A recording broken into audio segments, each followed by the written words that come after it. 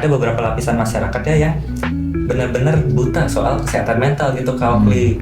Jadi benar-benar kayak emang ada yang kayak begini gitu, emang ada gangguan ini, kayaknya nggak ada deh. Jadi mereka tuh masih awam banget, dan itu tantangan terbesarnya psikolog itu ya mungkin di menyadarkan masyarakat bahwa isu kesehatan mental itu nyata loh. Jadi nggak bisa sembarangan yang bukan psikolog langsung bilang kalau kamu itu NPD deh gitu ya misalnya gitu ya. Itu.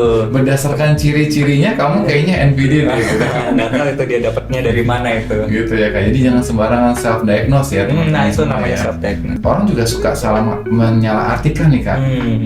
Gue barusan curhat tuh sama temen tapi ngomongnya gue konseling sama temen gitu ya. Iya. Gue konseling tuh sama emak gue katanya gitu ya. Nah itu cuma curhat aja. Padahal cuma curhat sama emak gue gitu. Tapi kadang-kadang nih Kak Aldi, banyak orang juga yang merasa kayaknya aku tuh udah konseling loh, tapi sebenarnya itu curhat. Atau bahkan aku nggak mau pergi konseling, atau bahkan walaupun udah ada layanan free counseling gitu yang disediakan sama banyak tempat gitu ya, tapi kayaknya masih emoh untuk konseling gitu. Kenapa tuh Kak Aldi? Kira-kira mungkin apa karena mitos dan faktanya apa aja nih Kak Aldi?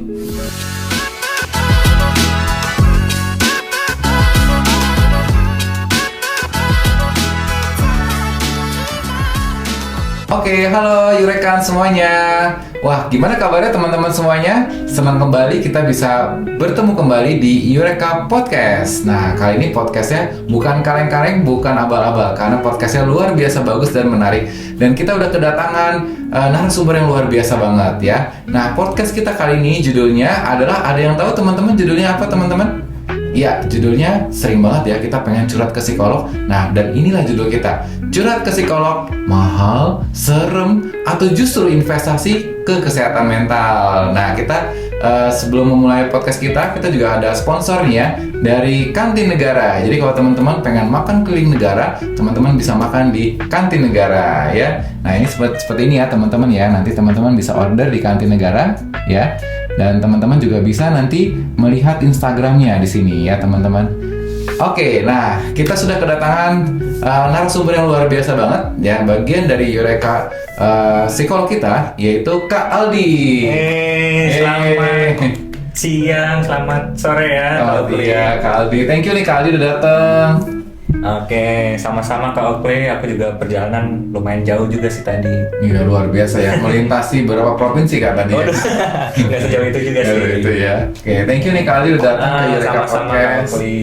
Nah Kak Aldi, kan Kak Aldi adalah seorang psikolog klinis ya dari Eureka Smart Community nih teman-teman ya. Nah sebagai informasi buat teman-teman semua, Eureka Smart Community kita adalah komunitas psikologi yang bergerak di bidang kesehatan mental nih teman-teman.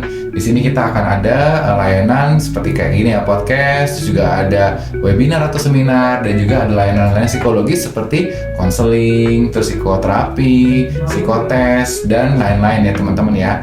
Jadi untuk tahu lebih lanjutnya, teman-teman bisa nanti follow atau lihat-lihat di Instagram Eureka Smart Community atau di TikTok kita, dan di YouTube ini juga tentunya teman-teman ya. Nah, oke Kak Aldi, kita akan ngomongin tentang curhat ke psikolog nih ya Kak Aldi ya. Iya. Mahal, serem, atau justru investasi ke kesehatan mental nih ya. Jadi banyak sekali nih Gen Z atau Gen milenial sekarang ngomongin tentang kesehatan mental gitu ya. Tapi kadang-kadang kalau disuruh datang ke psikolog masih takut Kak Aldi. Oh iya, banyak tuh yang kayak serem gitu ya. Mungkin ngerasa serem ya. Nanti diculik gitu sama psikolognya gitu ya. Ngeri juga ya gitu ya. Iya nih Kak Aldi. Jadi kita pengen tahu nih, sebenarnya sebelum kita bahas lebih lanjut ya tentang curhat ke psikolog, berarti kita pengen kenal dulu dengan psikolog gitu ya. Itu Kak Aldi sendiri nih ya. Iya.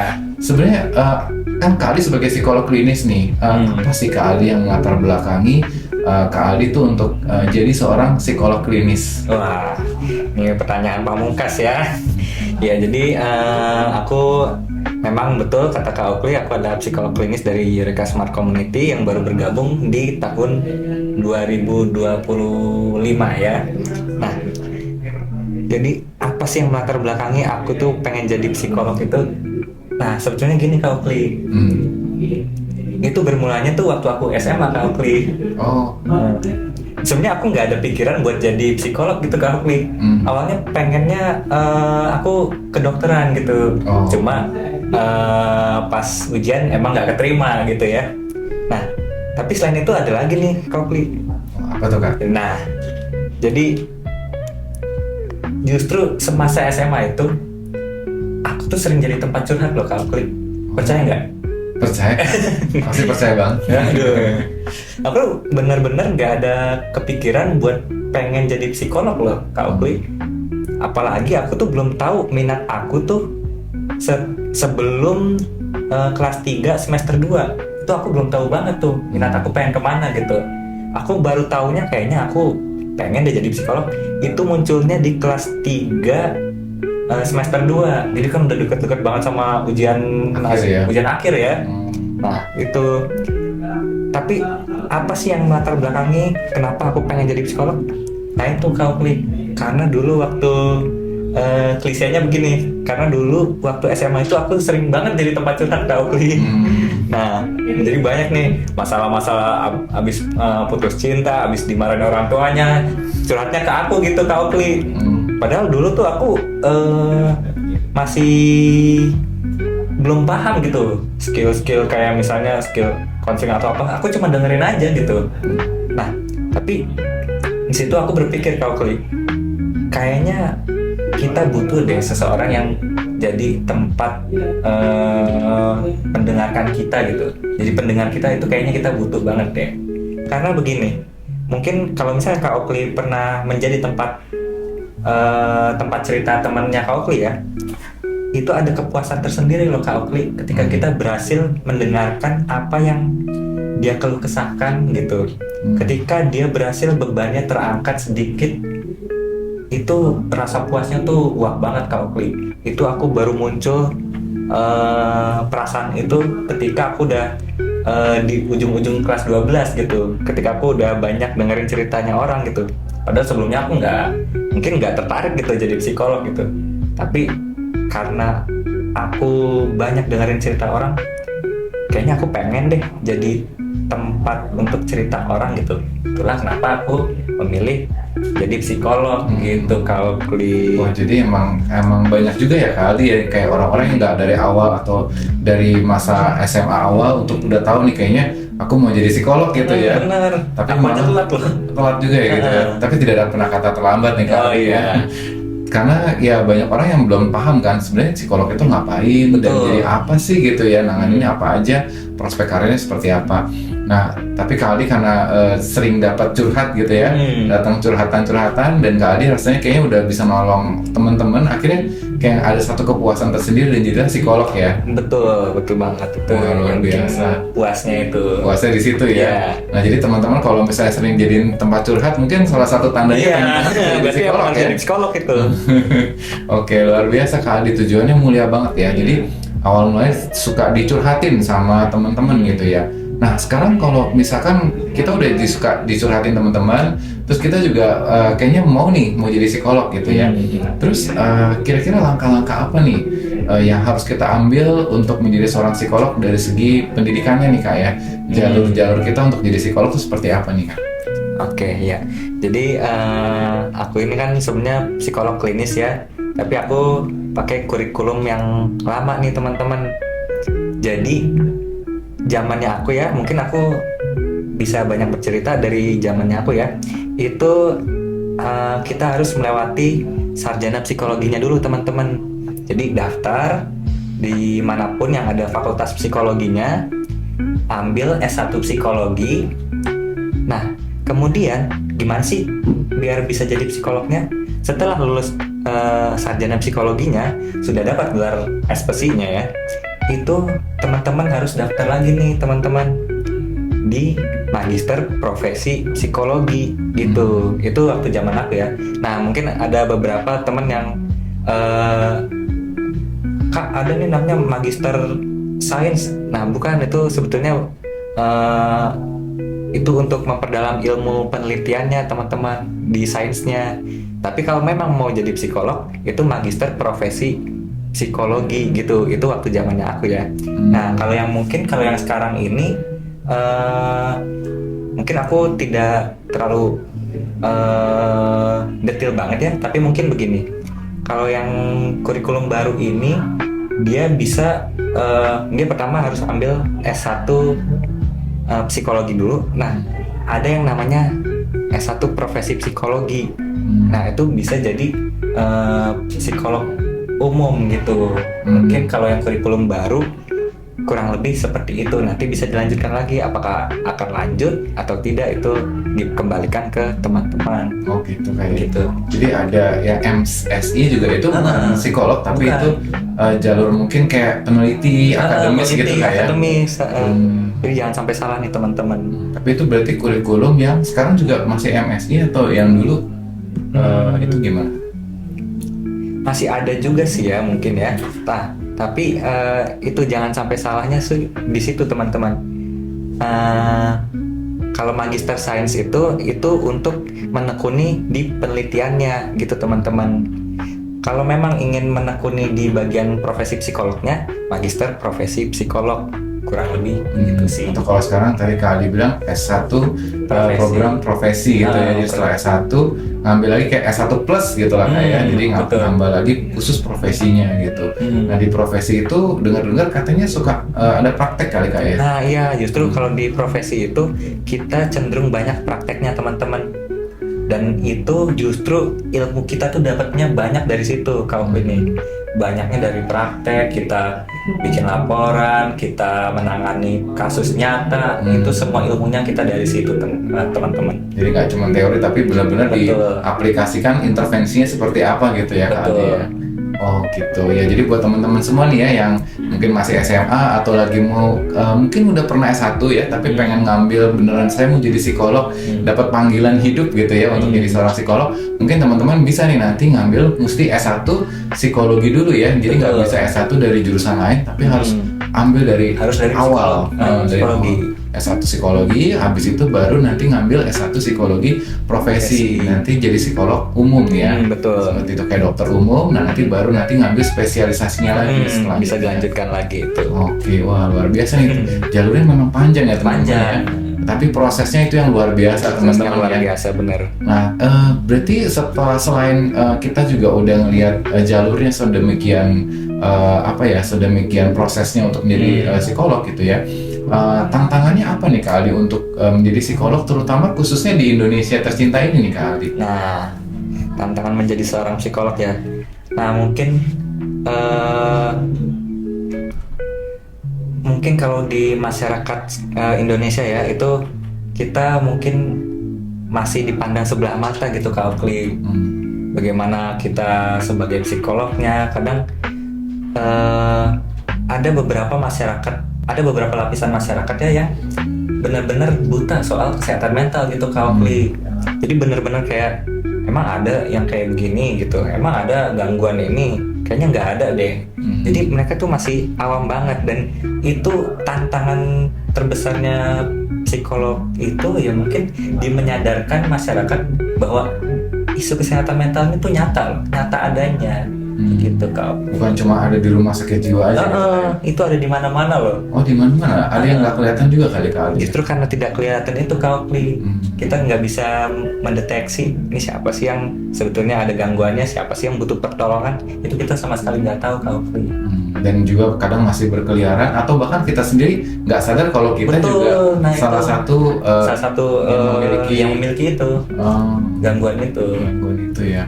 Oh, berarti tantangannya memang besar ya dengan populasi Indonesia yang segini besar, tapi dan masih buta juga, masih awam ya, masih awam juga tentang kesehatan mental. Cuman tahu pokoknya hitam putih ya. Betul. Kalau udah gangguan jiwa itu yang udah telanjang gitu ya, di pinggir jalan gitu ya, ditelantarkan. Tapi kalau asal kita cuman rajin cuci tangan itu bukan gangguan lah ya. Duh, ya betul. Tantangannya memang besar sekali ya untuk menjadi seorang psikolog, yaitu kita selain menterapi atau tanda kutip memulihkan ya kesehatan jiwa seseorang, kita juga harus mengedukasi tentang kesehatan jiwa dan deteksi dini gitu, karena itu yang lebih penting mencegah daripada mengobati gitu ya kayak. Mungkin juga aku bisa tambahkan mungkin satu lagi nih kayaknya selain pencegahannya, kadang-kadang orang kan datang ke psikolog tuh udah dalam kasus yang parah ya.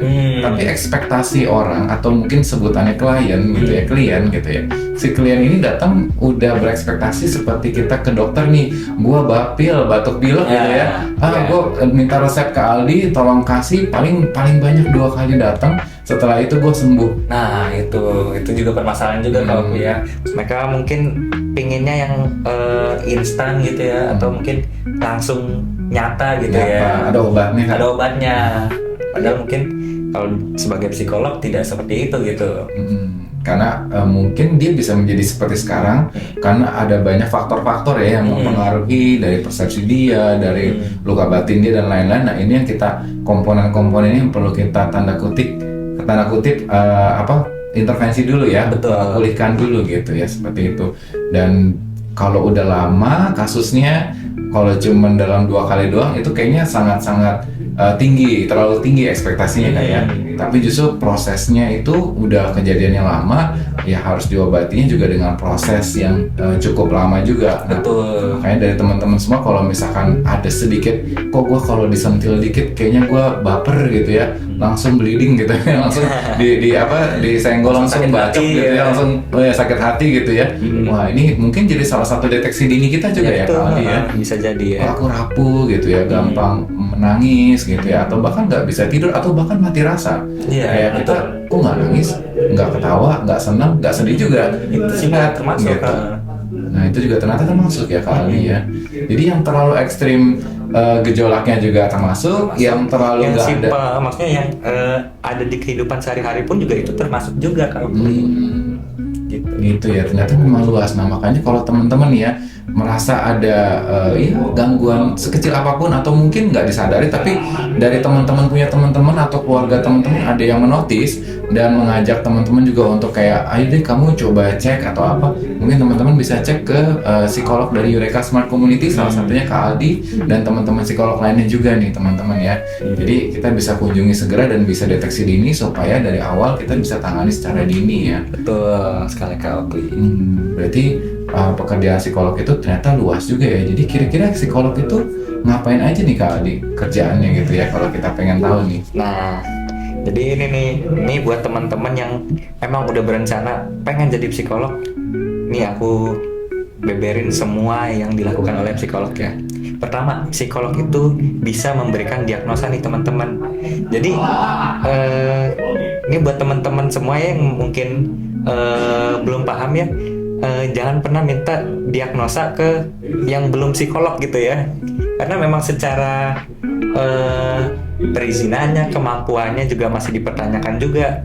Kalau psikolog itu dia maksudnya sudah melewati pelatihannya, sudah menangani kasus nyatanya, dan sudah terlatih gitu untuk memberikan diagnosa gitu. Karena tadi ya perjalanan sebagai psikolog tuh panjang di S2-nya itu ya, ada kasus nyatanya, itu kita menangani klien gitu. Jadi teman-teman perlu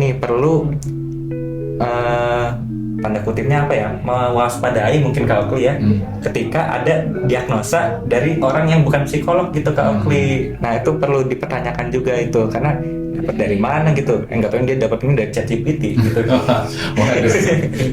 Nah pertama kita bisa membuat diagnosa. Yang kedua adalah psikolog bisa mengintervensi nih, bisa mengintervensi Kak Okli. Intervensi itu apa sih? Intervensi itu adalah penanganan yang dilakukan, yang diberikan oleh psikolog kepada klien untuk untuk mengatasi masalahnya dia gitu. Nah, jadi misalnya dia sulit tidur. Ketika dia mau tidur tuh cemas banget, keringet dingin. Itu gimana mengatasinya? Itu kita berikan intervensi gitu. Jadi intervensi itu adalah penanganan yang psikolog berikan kepada klien atas gangguan yang dia alami gitu. Itu kita bisa. Jadi kita bisa memberikan diagnosa, kedua kita bisa mengintervensi gitu. Dua itu yang menjadi ciri khasnya apa yang dilakukan oleh psikolog, kurang lebih begitu kalau. Selain itu kadang kita juga kalau mau tes IQ atau tes lain itu juga kita bisa membuat laporan diagnosanya gitu, laporan pemeriksaan psikologisnya kalau kata bahasa psikologinya gitu. Jadi kita bisa memberikan laporan psikologinya beserta di dalamnya, mungkin juga tadi diagnosanya juga, bagaimana menanganinya juga, itu lengkap full gitu. Jadi ada interpretasinya juga ya. Ada interpretasinya juga. Oakley ini adalah orang ganteng. Wah, dari kepedean ya. Oke, jadi banyak ya yang dilakukan oleh psikolog juga, dan mungkin kayak semacam tanda kutip ahli jiwa berarti Kak ya, untuk bisa betul. menegakkan diagnosa, untuk bisa mengintervensi psikologi, dan juga tadi Kak Aldi bilang membuat laporan dan menginterpretasikan hasil laporan itu. Jadi kita kayak semacam bisa memberikan tanda kutip label lah ya, bahwa si A ini punya kecenderungan ini gitu Kak ya. Itu adalah seorang psikolog. Jadi nggak bisa sembarangan yang bukan psikolog langsung bilang kalau kamu itu NPD deh gitu ya, misalnya gitu ya. Itu. Berdasarkan ciri-cirinya kamu kayaknya NPD deh gitu. Nggak tahu itu dia dapatnya dari mana itu. Gitu ya Kak. Jadi jangan sembarangan self diagnose ya teman-teman. Nah itu semua namanya ya. self diagnose. Self diagnose. Nah untuk bisa negakin ini semua biasanya juga kadang-kadang psikolog juga melakukan hal yang paling dasar, yaitu konseling ya Kak ya. Betul. Konseling, pendekatan konseling baik itu konseling klinis maupun konseling pada umumnya. Nah sebenarnya orang juga suka salah menyalahartikan nih Kak. Gue barusan curhat tuh sama temen, tapi ngomongnya gue konseling sama temen gitu ya. Iya. Gue konseling tuh sama emak gue katanya gitu ya. Nah itu cuma curhat aja. padahal cuma curhat sama emak gue gitu. Nah itu apa nih bedanya antara curhat dengan konseling nih teman-teman, Kak Aldi? Nah tapi benar nih, banyak orang yang kayaknya salah kaprah deh soal curhat sama konseling gitu. Jadi merasa keduanya itu sama, padahal sebetulnya itu ada perbedaan yang sangat penting teman-teman nih. Jadi pertama, curhat nih ya, itu biasanya tidak terarah teman-teman. Tidak terarah Kak Oakley. Jadi kita nih, misalnya aku nih sama Kak Oakley nih, aku curhatin soal permasalahan cinta aku nih. Itu bisa dari awalnya kita ngomongin permasalahan cinta, ujung-ujungnya ke tetangga loh. Jauh kan ya? Jadi gibah. Bener-bener jauh gitu. Nah, udah gitu ya, kadang ngalur ngidul gitu kalau bahasa sekarangnya gitu. Jadi awalnya kemana, mungkin dia datang dengan permasalahan cintanya, atau dia datang dengan permasalahan sedihnya deh, mungkin sedihnya, tapi tiba-tiba ujungnya ke warna favoritnya apa gitu. Itu benar-benar jauh banget gitu Kak Oakley. Nah kalau konseling itu kita terarah Kak Oakley. Jadi kita udah tahu target kita yang ingin kita capai itu apa, bagaimana kita mengarahkannya ke situ gitu. Jadi kita terarah banget. Jadi kalau misalnya pertama teman-teman datang ke psikolog konseling, meminta konsultasi atas permasalahan kesedihannya gitu, itu sampai akhir yang akan dibahas adalah tentang permasalahan moodnya teman-teman itu. Jadi tidak kemana-mana gitu, nggak ngalur ngidul gitu, benar-benar to the point dan straight to the point gitu. Ujungnya apa gitu. Nah masih sama dengan yang tadi, konseling itu punya tujuan akhirnya gitu. Jadi karena dia punya tujuan akhirnya, makanya terarah gitu. Jadi inginnya apa sih? Makanya kadang buat psikolog itu kadang dia menanyakan seperti ini teman-teman. Jadi harapan teman-teman, jadi harapan Anda untuk datang ke konsultasi ini apa ya? Kadang banyak loh. Justru mungkin dianjurkan banget nih untuk psikolog menanyakan itu agar tujuannya jelas gitu teman-teman. Jadi tidak kemana-mana gitu. Jadi arahnya jelas, apa yang diharapkan gitu, apa yang diharapkan itu benar-benar tercapai gitu. Alhasil apa? Hasil dari konselingnya itu adalah tujuannya itu tadi. Jadi begitu, dia punya arah yang jelas, dia punya tujuan yang jelas, sehingga arahnya itu akan selalu ke situ. Begitu Kak Oakley. Jadi nggak ngalur ngidul kemana-mana, nggak asosiasi topik bebas gitu. Iya betul. Nggak tiba-tiba ngomongin apa, tiba-tiba ngomongin tetangga gitu. Gitu ya. Dan juga ada terarah, punya tujuan ya. Punya tujuan. Saya mau apa nih yang harapannya apa? Pulihkan gitu ya. Jadi kalau kesedihan ya kita akan sudah berapa lama kesedihan itu dan lain-lain ya. Betul. Beda dengan aku sedih nih, lu sedih kenapa? Gitu. Cerita dengan kita gitu ya. Iya. Gitu. gitu. Si ini kayak gini nih ternyata, oh gue juga kemarin digituin, akhirnya jadi gibah gitu ya. Oke, sama mungkin jadi bisa kalau dari sini kita nangkep berarti ada aspek kenetralan Kak ya. Betul. Jadi psikolog itu sangat dianjurkan untuk netral gitu. Kita tidak boleh berpihak ke manapun gitu. Ketika apa yang dilakukan oleh klien kita itu salah, kita pun juga tidak perlu tidak boleh memberikan pembenaran untuk hal itu.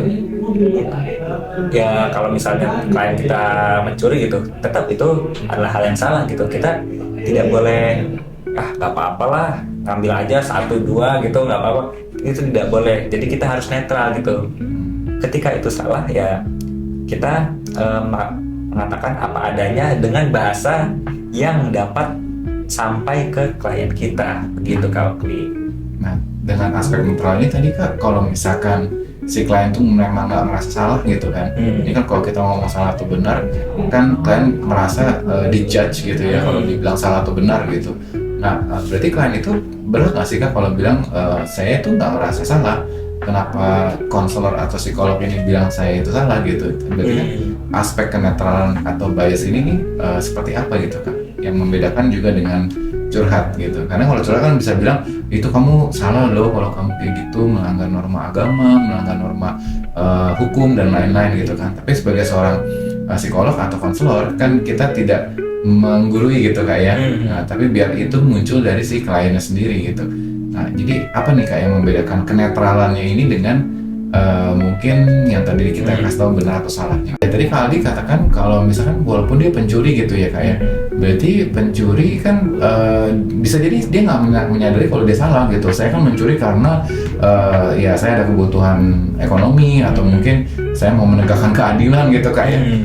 Yang kaya makin kaya, yang susah makin susah, sistem nggak benar, saya curi deh duit orang kaya buat bantu orang miskin gitu ya. Kan kadang-kadang benar atau salah itu relatif dan kadang-kadang orang punya persepsi masing-masing. Nah, ketika kita bilang itu benar atau salah, klien kan akan merasa kok dijudge juga gitu. Jadi sebenarnya judge dalam arti netral ini seperti apa tuh Kak? Nah iya, benar, kita memang perlu untuk nggak ngejudge ya. Nah, kita perlu netral nih teman-teman sebagai psikolog ya. Nah, netralnya seperti apa? Ketika si klien kita datang memang melakukan kesalahan ya, kita bisa melakukan interviewnya, maksudnya menanyakan ke dia probingnya, dan kita membuka mindsetnya dia gitu, pandangannya dia bahwa ini kalau misalnya kamu melakukan ini nih akibatnya seperti ini loh, kalau misalnya kamu melakukan ini akibatnya seperti ini loh. Jadi kan itu muncul jawabannya kan dari kliennya sendiri gitu Kak Okli. Jadi kita mencerahkan pandangan dari klien kita gitu. Oh, jadi kita tidak memberitahu gitu kayak bahwa kamu tuh sebenarnya mencuri itu salah loh, dosa dan lain-lain gitu ya. Tapi kita yang membuka paradigma atau pikiran dari klien bahwa apa yang dilakukan ini sebenarnya tepat atau enggak gitu ya, dan apa efeknya buat dia gitu kayak. Betul. Oke. Jadi itulah teman-teman ya bedanya antara curhat sama konseling nih teman-teman. Jadi kalau curhat itu kita bisa ngalor ngidul, kalau konseling kita sangat-sangat terstruktur ya, bahwa yang diobrolin jelas, dan juga kalau curhat nggak punya tujuan yang jelas, kadang-kadang tujuan memihak ke kita gitu ya, ke si pencerita gitu ya, ada manipulasi. Tapi kalau konseling di sini adalah tujuannya untuk bisa ada memulihkan atau mendapatkan insight baru gitu kan. Dan juga tadi ada aspek kenetralan nih teman-teman. Jadi kalau kita bilang namanya konseling dengan mama kita gitu ya, dengan nyokap kita, atau konseling dengan pacar kita gitu ya, itu perlu agak sedikit dites lagi kenetralannya gitu. Iya, ya. bisa jadi mereka nggak netral itu. Iya bener kan. Mereka malah pihak yang lain mungkin ya. Iya. Atau pihak kamu. Aku mau curhat mau konseling kalau ternyata papa nih gini. Oh, papa juga dulu gituin mama. Akhirnya kita sama-sama curhat ya sebenarnya, bukan konseling teman-teman ya. Jadi kalau dengan konselor pasti juga sudah tersertifikasi atau sudah terlatih ya, orang-orang konselor atau mungkin psikolog itu udah bisa membawakan sesi konseling dengan netral dan memiliki basic teknik gitu ya untuk bisa membawakan sesi konseling dengan baik. Nah, sedangkan kalau orang di luar itu ya berarti belum tentu ya dia bisa membawa sesi konseling dengan baik dan punya atensi yang fokus lama gitu, karena ya mungkin belum terlatih seperti itu. Betul. Oke, luar biasa nih Kak. Jadi ternyata beda loh teman-teman curhat sama konseling. Tapi kadang-kadang nih Kak Aldi, banyak orang juga yang merasa kayaknya aku tuh udah konseling loh, tapi sebenarnya itu curhat. Atau bahkan aku nggak mau pergi konseling, atau bahkan walaupun udah ada layanan free counseling gitu yang disediakan sama banyak tempat gitu ya, tapi kayaknya masih untuk konseling gitu. Kenapa tuh Kak Aldi? Kira-kira mungkin apa karena mitos dan faktanya apa aja nih Kak Aldi seputar konseling? Benar-benar. Memang benar kata Kak Okti, bahkan ada beberapa layanan itu memberikan free counseling ya, tapi masih sedikit gitu peminatnya gitu. Karena memang ada mitosnya soal konseling ini Kak Okti. Salah satunya contohnya misalnya, kalau aku konseling pasti aku dijudge nih sama psikolognya gitu. Nah itu jadi kan karena mereka takut dijudge-nya itu, jadi mereka enggan datang nih. Jadi kayak udah pasti bakal dijudge nih, udah bakal pasti dicap buruk nih, nggak mau gitu. Jadi itu alasan, mungkin juga bisa jadi alasan yang besarnya kenapa orang-orang tuh enggan untuk datang konseling ya. Nah, yang kedua mungkin adalah kalau misalnya konseling kayaknya nggak bisa ini deh, apa namanya, nggak bisa menghasilkan apa-apa deh gitu. Maksudnya tidak terpuaskan akunya gitu. Nah justru karena konseling itu tadi terarah dan ada tujuannya. Jadi pasti yang akan dituju adalah tujuan dari kliennya gitu. Nah, dan karena itulah kenapa pastinya konselor-konselor itu atau psikolog itu akan mengarahkan dari permasalahannya si individu itu ke tujuannya. Kalau kurang lebih begitu. Jadi ada beberapa mitos kayak kita tuh takut dijudge gitu kayak, padahal udah bayar masa kita dijudge gitu ya untuk mendapatkan penghakiman gitu kan. Pastinya tentunya tidak ya teman-teman ya. Seorang konselor atau psikolog berlisensi gitu ya, itu pasti tidak mengejudge gitu ya. Kalaupun ada oknum yang atasnamakan konselor atau psikolog, itu berarti kita perlu pertanyakan keahlian atau kemampuannya, karena itu adalah hal yang dasar yang kita dibekali dari pelatihan kita dulu gitu ya, dari sekolah kita dulu. Nah, jadi teman-teman tenang aja, karena konseling itu adalah tempat yang seharusnya memang aman dan nyaman buat kita untuk bisa bercerita dan membagikan kisah hidup kita dan menjadi diri kita sendiri. Betul. Untuk pulih. Terus yang kedua tadi Kak Aldi juga bilang mitosnya bahwa nanti udah ngomong panjang-panjang nih sama Kak Aldi gitu ya. Apa-apa. Terus Kak Aldi cuma oke, dengar, tiba-tiba langsung bayar gitu ya. Iya. Jadi wah kok kita rugi nih, kita cuman ngomong doang terus ujung-ujungnya nggak cerita apa-apa. Nah faktanya gimana tuh Kak Aldi? Apa kayak kita cuman didengerin doang atau ada? Ternyata faktanya tidak seperti itu teman-teman. Jadi faktanya ternyata teman-teman datang ke psikolog dengan masalah apapun, itu pasti akan ditujukan untuk penanganan masalah teman-teman gitu. Akan ditujukan ke situ gitu. Jadi misalnya teman-teman datang dengan permasalahan susah tidur gitu ya, itu pasti akan mengarah ke tujuan tersebut, atau tujuannya dalam hal ini adalah susah tidur gitu ya. Jadi diarahkan oleh psikolognya ke situ gitu. Jadi pastinya teman-teman akan mendapatkan sesuatu, yaitu tujuan teman-teman gitu kau. Walaupun awalnya kesannya kayak cuma dengerin dulu gitu kayak, tapi sedang mengumpulkan data-data gitu sedang ya. mengumpulkan data-data Dan sedang juga mengumpulkan informasi begitu. Informasi dan membuat kita juga nyaman untuk kasih kesempatan untuk cerita dulu gitu ya. Nah nanti mungkin baru sesi-sesi berikutnya baru kita akan ada intervensi tadi yang Kak Ali sebutkan. Gitu. Jadi seperti itu ya teman-teman ya, bukan cuma sekedar dengerin langsung bayar gitu enak banget gitu ya. Tiba-tiba dapat uang gitu ya.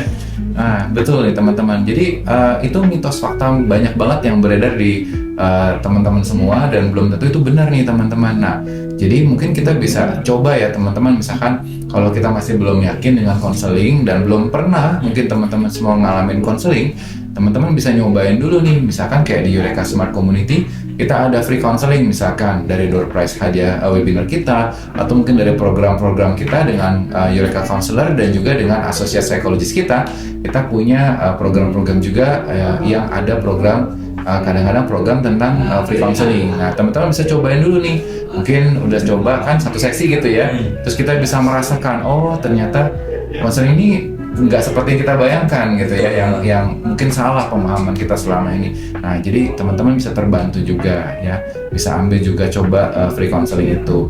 Tapi tentunya kan kita juga nggak bisa ngambil gratisan terus ya teman-teman. Kenapa? Karena kita sendiri sebagai klien yang butuh counseling, kita juga perlu untuk menghargai tenaga profesional kita ya. Dan juga kita perlu tanggung jawab juga. Betul. Untuk ada upaya dari kita untuk bisa namanya memperbaiki diri. Karena kalau namanya gratisan kadang-kadang kan kita take it for granted ya, kayak Dan kita jadi nggak komitmen. Aku gratisan sama Kak Aldi, nah Kak Aldi udah siapin waktu, tiba-tiba akunya nggak datang. Nggak jadi. Nggak apa-apa kan, aku nggak keluar uang ini gitu. Atau Kak Aldi kasih PR nih misalnya jurnal atau apa gitu ya, nggak dikerjain lah karena ya gratisan ini gitu. Nanti datang nanti juga masih gratis gitu kan. Jadi alhasil apa kalau misalnya nggak komitmen, alhasil penanganannya pun juga bisa lama atau bisa tidak ampuh, begitu teman-teman. Betul. Bisa lama, bisa tidak ampuh, bukan cuma karena dari konselor atau psikolognya, tapi dari kadang-kadang kitanya karena menyepelekan, kan gratis gitu ya. Nah, makanya perlu juga untuk namanya menghargai. Kayak tadi Kak Aldi kan udah sekolah ya, udah kuliah psikologi ya kan, tadi ada jalurnya itu kan pasti penuh dengan tantangan yang nggak mudah. Jadi kita perlu menghargai juga tenaga kesehatan mental kita. Dan yang kedua, kita juga perlu komitmen untuk bisa menjalani proses terapi atau konseling dengan berkomitmen dan bertanggung jawab dengan cara kita melakukan pembayaran atas konseling kita. Tapi kalau mau coba dulu di awal nggak apa-apa gitu ya teman-teman ya. Nah, jadi kalau kayak gitu, tadi kan kita udah tahu tentang mitos dan fakta. Dan sebenarnya kalau mau lebih banyak lagi, teman-teman nanti bisa ikuti ya dari kita Eureka Smart Community. Kita juga ada Eureka webinar free ya tentang mitos dan fakta seputar konseling nih. Jadi di sini kita akan mempelajari sebenarnya curhat atau konseling bedanya apa, mitos dan fakta seputar konseling apa. Jadi teman-teman bisa daftar dan bisa juga ikutin kelasnya, baik rekaman maupun nanti langsung datang di Eureka Smart Community. Teman-teman bisa lihat di Instagram kita. Dan kalau teman-teman rasa kayaknya wah pembicaraan kita seru ya, bermanfaat, jangan lupa teman-teman untuk subscribe ke YouTube channel kita di Eureka Smart Community dan juga follow Instagram dan TikTok kita juga di Eureka Smart Community teman-teman. Dan teman-teman bisa bagikan dan berikan komentar di kolom komentar di bawah ini ya teman-teman. Nah, jadi sebenarnya kalau kita udah tahu bedanya curhat, konseling, mitos, fakta, dan konseling, tapi masih ada juga nih teman-teman, kayaknya kita rasanya kayak masih lebih nyaman gitu ya. Aku lebih nyaman kalau misalkan curhat, maksudnya konseling gitu ya. Konseling itu ke ahli agama deh, atau ke teman gitu. Nah, ini baru-baru ini juga ada beberapa orang-orang tuh ya, kalau misalkan aku ada masalahnya tuh cuman misalkan kayak mau cari penjurusan karir gitu ya, tapi aku cari Kak Aldi ada kenalan psikiater nggak gitu ya, tapi aku mau cari penjurusan Kak Aldi aku masalah putus cinta sama pacar, tapi mau cari psikiater juga, ada gangguan fisik nggak ada, aku masih bisa makan, aku cuma ngerasa galau aja gitu ya. Jadi sebenarnya bedanya apa nih Kak ketika kita curhat sama teman, sama ahli agama, di tempat komunitas kita, konselor, psikolog, sama psikiater nih Kak, karena masih banyak yang bingung nih Kak bedanya. Nah betul nih, ini penting juga ya buat teman-teman ya. Apa sih bedanya kita curhat, konseling ya, ke teman, ahli agama, konselor, psikolog, dan psikiater itu? Kapan kita harus ke mereka-mereka itu gitu? Nah, jadi begini, kalau misalnya di teman atau di lingkup ya teman atau ahli agama itu cenderung banyak biasnya atau biasnya atau banyak tidak netralnya Kak Oakley gitu. Bisa jadi nih ya Kak Oakley, si pendengar kita itu akan memihak, entah memihak ke Kak Oakley sebagai yang membawa ceritanya atau memihak ke pihak lain yang ada andilnya di situ gitu. Jadi banyak sekali biasnya dan mungkin kadang saking tidak terarahnya tidak tercapai itu tujuannya gitu. Tujuan awalnya datang untuk cerita itu untuk apa gitu.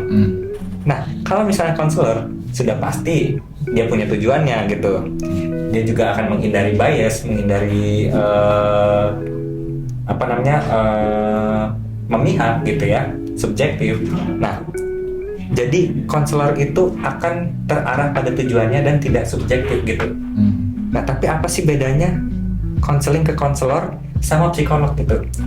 Nah, tadi ya, kalau misalnya psikolog itu mereka sudah bisa memberikan intervensi, mereka sudah bisa interpretasi alat tes, memberikan diagnosa gitu.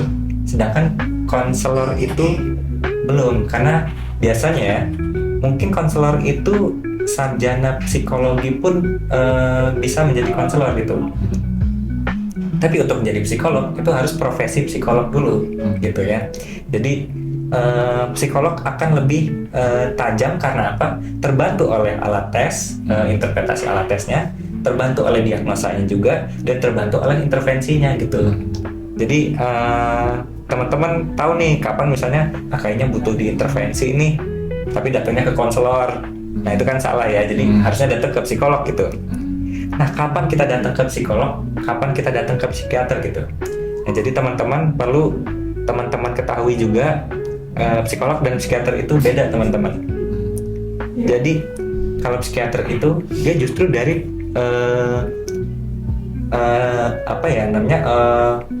prodi kedokteran gitu, spesialis kesehatan jiwa gitu. Nah kalau psikolog itu dari sarjana psikologi gitu ya. Nah bedanya di mana nih teman-teman? Kalau psikiater itu mereka bisa memberikan resep obat gitu teman-teman, sedangkan para psikolog itu tidak bisa ya. Jadi kalau teman-teman datang ke psikolog minta obat, nah itu salah nih teman-teman. Kalau ingin meminta obat atau untuk gangguan yang sudah berat gitu, misalnya sudah mulai muncul halusinasi atau moodnya sangat terganggu, mood swingnya, kadang dia moodnya manik, kadang moodnya dia depresi dan butuh obat, itu disarankan untuk ke psikiater karena obatnya itu bisa menenangkan dia gitu. Nah kalau psikolog itu kita cenderung bermainnya di mindset gini teman-teman. Jadi apa sih kesalahan berpikir kalian gitu? Apa sih pemahaman kalian yang salah, yang keliru? Nah itu yang ditangani oleh psikolog gitu. Jadi kurang lebih begitu. Kalau misalnya psikiater itu mereka bisa memberikan resep obat, psikolog itu mereka bisa menegakkan diagnosa, intervensi dan interpretasi, tapi tidak bisa memberikan obat. Kalau konselor itu mereka tidak bisa memberikan diagnosa, intervensi dan interpretasi juga.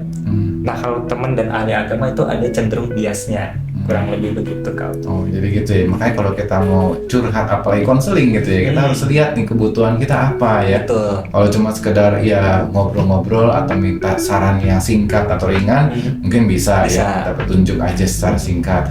Tapi kalau kita mau misalkan ada sebuah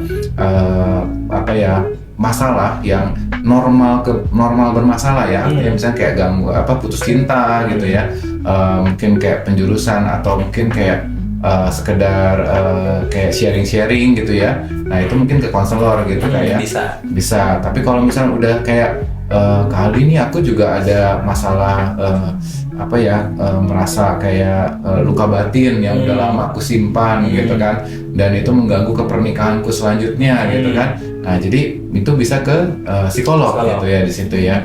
Nah karena udah ada intervensi dari normal mulai bermasalah sedikit ke arah bahkan bisa ke gangguan juga gitu ya.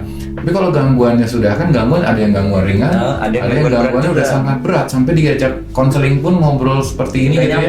Udah nggak nyambung gitu ya. Saya melihat gajah padahal bukan gajah kali gitu misalnya gitu. Ada ya begitu ya. Nah itu perlu obat gitu ya kali ya supaya bisa melihat bahwa gajah itu jadi kali lagi gitu ya. Iya betul. Jadi itu perlu psikiater teman-teman. Jadi jangan langsung tiba-tiba lompat ke psikiater padahal permasalahannya mungkin cuma sekedar masalah putus cinta yang biasa aja gitu, yang bukan jurusan gitu ya, yang bukan ada sampai gangguan berat yang kita membutuhkan obat. Karena psikiater psikolog tidak bisa memberikan obat, tapi psikiater bisa. Tapi psikolog bisa memberikan misalkan intervensi psikologi seperti tes IQ, tes minat bakat gitu. Dimana mungkin psikiater bukan di bidang itu, tapi mungkin di bidang medikasi, biologi kayak gitu ya, neuropsikologi gitu kayak. Oke, jadi itu ya teman-teman ya, bedanya ya teman-teman ya.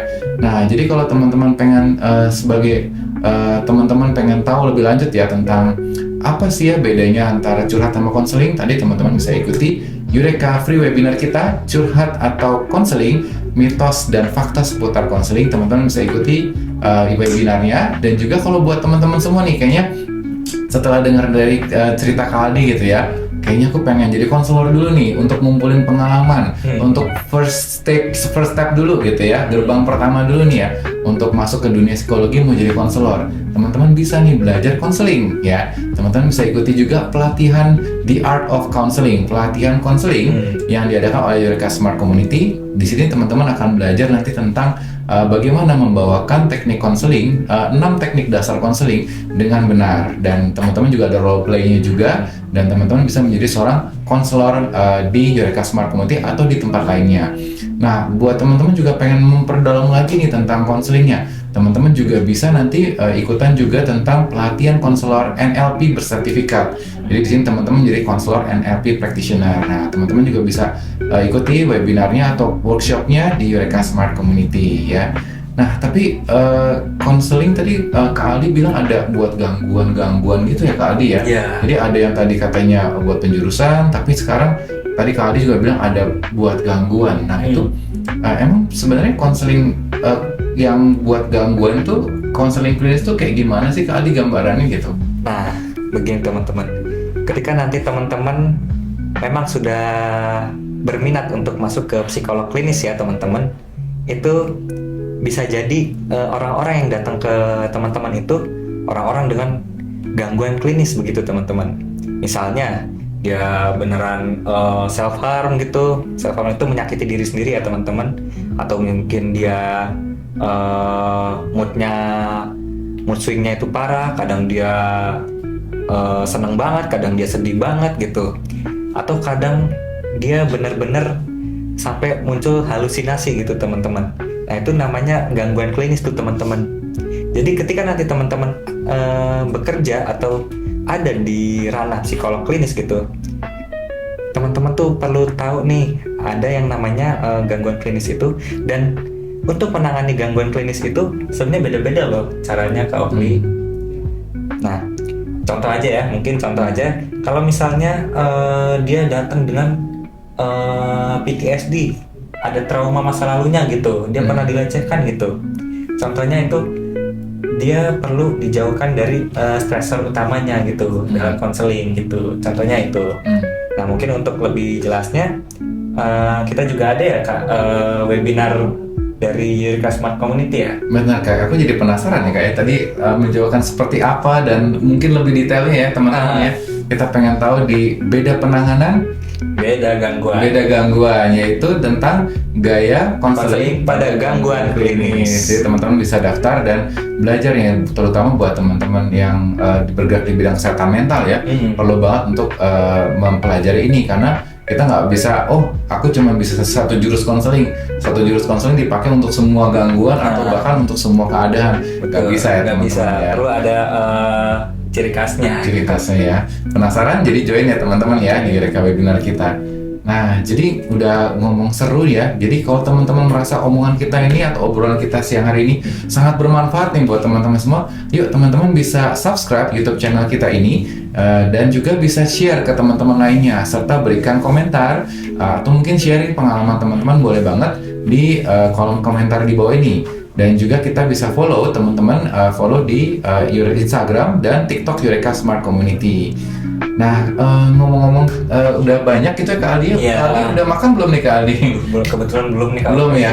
Jangan lupa ya, kita makan dulu loh Kak Aldi. Boleh. Nah, kita makannya kali ini adalah dari Kantin Negara nih teman-teman. Makan keliling negara di Kantin Negara. Nah, ini Instagram Kantin Negara dan juga WhatsApp-nya. Jadi kalau teman-teman pengen nyobain makanan berbagai macam negara dan keliling negara dengan makan-makan, cukup datang ke Kantin Negara saja ya teman-teman. Nah, silakan Kak Aldi bisa dimakan. Aduh, makasih Kak Okli. Iya, sama-sama Kak Aldi. Oh, jadi seperti itu ya Kak Aldi ya. Nah, kalau begitu berarti Kak Aldi udah banyak banget nih ya pasti untuk penanganan gangguan klinis atau mungkin yang normal bermasalah gitu ya.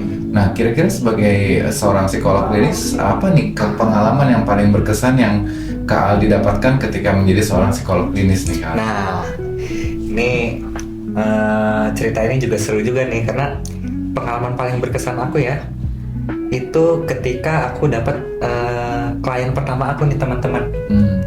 Ketika aku udah kerja ya, aku dapat klien pertama aku, dia tuh gangguannya PTSD gitu. Dia dulu sering sekali dilecehkan, dia sampai trauma kepada laki-laki gitu ya. Itu aku merasanya begini, Kak Okli. Itu gangguannya sangat berat. Aku merasa kayak gini, aku mampu nggak ya menangani dia gitu? Aku mampu nggak ya membawa dia menjadi lebih baik atau bahkan pulih gitu? Aku sampai bertanya-tanya gitu ke aku sendiri gitu. Bahkan kadang aku juga merasa berpikir pesimis gitu, kayak aduh kayaknya nggak mampu nih. Tapi setelah aku coba-coba, aku jalan terus, aku pahami dia terus, aku berikan dia intervensinya. Ternyata apa coba Kak Okli? Dia berhasil berubah Kak Okli. Wah. Dia udah hilang traumanya gitu. Wah. Dan yang paling berkesannya apa Kak Okli? Itu ketika dia WA ke saya dan dia bilang, Kak Aldi, terima kasih banyak ya atas bantuannya selama ini. Aku jadi bisa lebih baik lagi gitu. Dia nge-WA seperti itu Kak Okli. Aku jadi tersentuh banget itu teman-teman. Jadi itu klien pertama aku yang bikin aku jadi semangat terus untuk menangani klien gitu Kak Okli. Mungkin kalau itu kan pengalaman aku ya sebagai psikolog ya. Tapi mungkin dari Kak Okli juga ada juga nih pengalaman. Kalau Kak Okli kayak gimana? Wah, kalau aku juga memang kadang-kadang kan klien datang tuh beda-beda ya, kayak ada yang ready to change, ya siap untuk berubah gitu kan. Ada juga yang bahkan masih di tahap-tahap tuh dia tahu dia ada masalah, tapi dia mendenial bahwa ini bukan diakibatkan oleh itu gitu kan. Jadi aku merasa fine-fine saja. Jadi kenapa aku harus dirujuk ke psikiater, mengkonsumsi obat karena ada gejala-gejala tertentu gitu ya. Tapi sebenarnya secara secara baik secara insting kita ataupun secara prosesnya gitu ya, kita tahu nih ini sebenarnya diakibatkan karena ada sesuatu unfinished business yang memang dia denial gitu kan. Prosesnya memang nggak mudah. Tapi ketika dia akhirnya bisa menyadari gitu ya, akhirnya menyadari dulu nih gitu ya, karena ini alot gitu kan.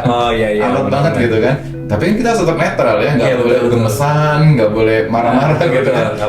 Tetap harus netral biar itu kesadaran dari si kliennya. Betul. Nah ini benar-benar perlu ekstra kesabaran sih gitu, dan akhirnya kita berproses dan akhirnya ya puji syukur dia baru sadar, dan setelah dia sadar itu adalah titik awal pemulihannya gitu. Jadi dia gejala simptom-simptom sudah berkurang yang gangguannya itu sampai walaupun belum sampai hilang banget, tapi tanpa obat itu udah bisa jauh berkurang. Nah itu yang kayak di telepon juga sama, di chat juga dia kayak berterima kasih banget gitu sama kayak Kak Aldi, dan akhirnya bisa sepanjang ini mungkin susah tidur gitu ya, tiba-tiba tanpa obat bisa tidur yang tadinya cuma mungkin 1 jam atau bahkan nggak tidur sama sekali atau 2 jam, sekarang bisa 4 jam. Itu luar biasa loh, walaupun belum 8 jam tapi 4 jam aja tanpa obat gitu. Betul, itu bagus banget loh Kak Okli. Iya, dan udah 2 tahun pakai obat dan sekarang putus obat tapi bisa tidur karena dia merasa kayak makin lega gitu, walaupun nggak langsung tapi progresnya positif gitu. Jadi kayak ada satu hal yang berkesan banget. Tapi tentunya nggak semua itu progresnya positif ya. Kadang-kadang kita ada progres yang negatif gitu ya, atau yang turun gitu. Tapi justru itu tantangannya gitu ya. Kadang-kadang kita jadi kayak belajar. Setiap orang kan adalah novel kehidupan yang beda-beda gitu. Jadi kita tambah pengalaman juga sih kali. Jadi itu yang paling berkesan dan menarik buat aku sih gitu. Wah, seru banget itu, bagus banget itu Kak Okli. Iya, Kak Aldi juga keren nih. Jadi kalau teman-teman semua nih yang mau konseling ke Kak Aldi juga bisa nanti DM Kak Aldi ya teman-teman ya, di Instagramnya Kak Aldi. Dia Zaldi Afkari ya, Kak Aldi ya namanya. Jangan lupa nanti bisa DM atau follow Kak Aldi.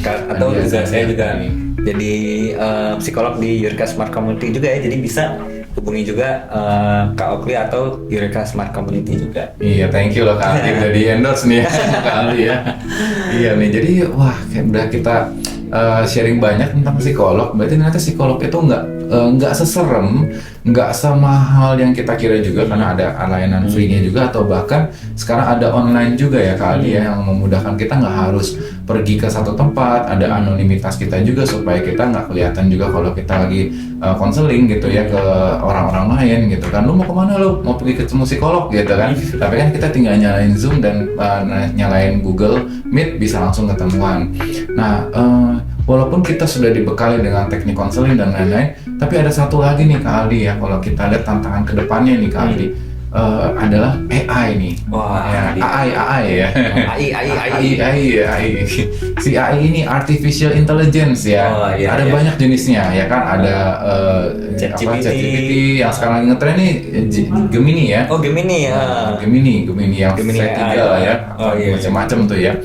V3. Nah itu gimana nih Kak Aldi melihat perkembangan AI yang sangat canggih, sampai kita kalau curhat atau kita nggak bisa bilang konseling ya sebenarnya kayak, tapi anggaplah kita menamakan konseling lah gitu ya. Menganggap konseling dengan AI itu yang membuat kita nyaman, kadang bisa kita merasakan kesedihan kamu yang tidak mudah. Keren banget kan bukan seorang ya, AI itu bisa bikin gitu. Apakah AI ini akan bisa menggantikan psikolog nih Kak Aldi nanti ke depannya? Nah, ini menarik juga ya, karena percaya nggak percaya teman-teman, saya tuh juga pernah nyoba curhat, nyoba cerita ke AI ini gitu, dan ternyata dikasih solusinya itu banyak banget dan itu tajam banget gitu. Jadi Kak Aldi, Aldi harus kesini sini, Aldi harus kesini sini, itu banyak banget loh teman-teman, sampai saya aja takjub, aduh aku aja nggak kepikiran soal ginian gitu. Jadi gila, secara secara jawaban itu bisa tajam banget loh Kak Okli, jawaban dari AI itu. Tapi mungkin kalau aku boleh spoiler dikit ya, ada satu hal yang mungkin tidak bisa digantikan oleh AI, yaitu apa? Kehadiran atau presence atau empatinya dari seseorang gitu. Itu sebenarnya tidak bisa digantikan gitu. Jadi itu kan sangat penting banget ya, dan dengan kehadiran seseorang pun itu sebenarnya sangat-sangat ini loh, itu jadi faktor pendorong kesembuhan loh kalau gitu. Jadi dengan adanya seseorang untuk dijadikan teman bercerita, itu dia merasa bahwa aku tidak sendiri nih, aku bisa berbagi kesedihanku ke orang tersebut gitu. Itulah kenapa mungkin salah satu kelemahannya AI adalah kurang dari kehadiran dari lawan bicaranya gitu. Oke lah, kita bisa setuju bahwa jawabannya memang sangat tajam semua itu, to the point semua itu, dan mungkin emang benar juga gitu. Kamu harus sini, tapi ada satu hal itu yang kurang adalah kehadirannya gitu. Kurang lebih begitu sih kalau kehadiran yang kayak orang lagi sakit dijenguk gitu lah ya, dibesuk, diberikan perhatian gitu, itu yang mungkin saat ini memang bisa tidak tergantikan ya oleh AI gitu. Nah ini jadi menarik ya Kak Aldi ya, karena kalau kita ngomongin AI, kedepannya bisa aja nih AI itu berevolusi ya, masuk menjadi robot-robot gitu kan, yang memang secara kehadiran fisik bisa ada gitu loh Kak Aldi, datang atau bahkan setengah orang setengah robot, cyborg, humanoid atau apalah namanya ya kedepannya. Secara fisik dia datang, dia bisa menunjukkan eksistensinya dia gitu kan. Itu bagaimana Kak Aldi? Bahkan teman-teman psikolog juga udah mengkhawatirkan juga kan sebenarnya tentang apakah akan digantikan nih, kita udah kuliah capek-capek kalah sama AI ini gitu ya. Bisa konseling gratis lagi. Nah mungkin begini Kak Okli. Nah memang benar AI sekarang sangat maju banget ya. Bahkan mungkin kalau ada teman-teman tahu beritanya, itu udah dibuat robot dari Cina ya, itu udah menyerupai manusia banget gitu. Itu juga pakai AI juga gitu. Jadi benar-benar bisa diajak ngobrol kayak manusia gitu. Jadi kan secara maksudnya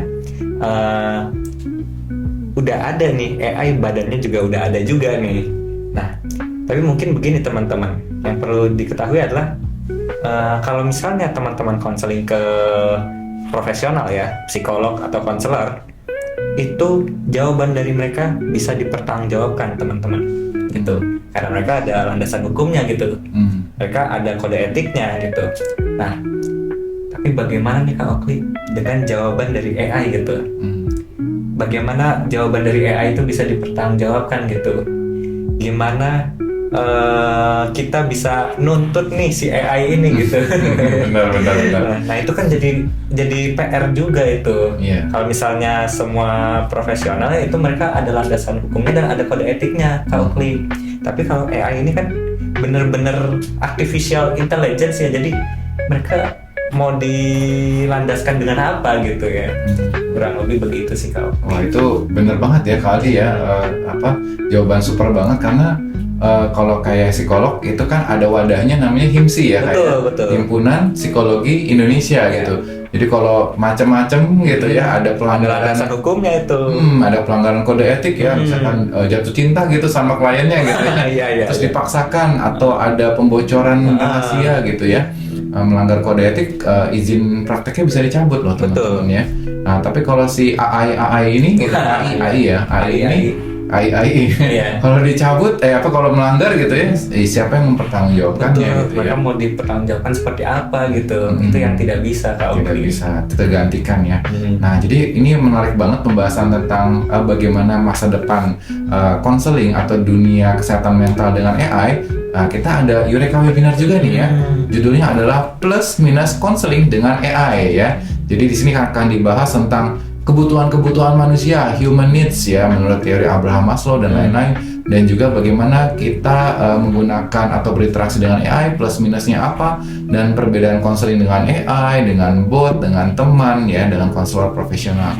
Nah teman-teman bisa join ya Eureka webinar plus minus konseling dengan AI ya. Jadi kita di Eureka Smart Community, kita adalah sebuah komunitas psikologi kesehatan mental, di mana kita ada layanannya seperti seminar, webinar, juga layanan psikologis yang lainnya seperti psikoterapi, psikotes, konseling, dan lain-lain. Jadi teman-teman bisa follow Eureka Smart Community Instagram dan TikTok, dan juga subscribe di YouTube channel kita hari ini, dan juga bisa di-share kalau ini bermanfaat ya teman-teman semuanya, dan juga bisa tulis kolom komentar di bawah ini kalau teman-teman memang ingin berdiskusi atau ada pendapat yang lain atau ada pertanyaan juga boleh ya. Oke, jadi thank you banget nih Kak Aldi, luar biasa, Seru udah banget loh seru banget ya perbincangan kita loh.